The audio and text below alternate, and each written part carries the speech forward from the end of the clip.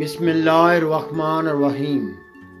السلام علیکم دوستو، امید کرتا ہوں آپ سب لوگ خیریت سے ہوں گے۔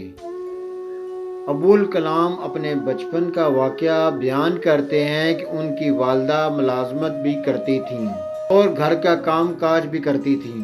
ایک رات کھانے کے وقت انہوں نے سالن اور جلی روٹی میرے والد کے آگے رکھی۔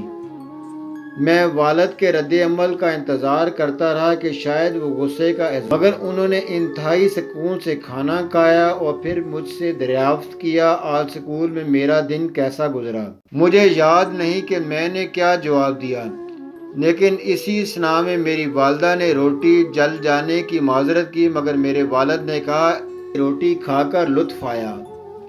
اس رات اپنے والد کو شب بخیر کہنے میں ان کے کمرے میں گیا تو ان سے سوال کیا کہ واقعی انہیں جلی روٹی کھا کر لطف آیا ہے۔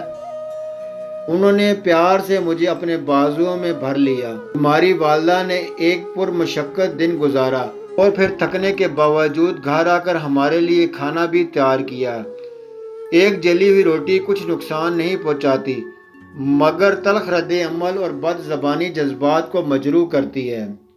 میرے بچے، زندگی بے شمار ناپسندیدہ اشیاء اور شخصیت سے بھری ہوئی ہے۔ زندگی اتنی مختصر ہے کہ اس میں معذرت اور پچھتاووں کی کوئی گنجائش نہیں ہونی چاہیے۔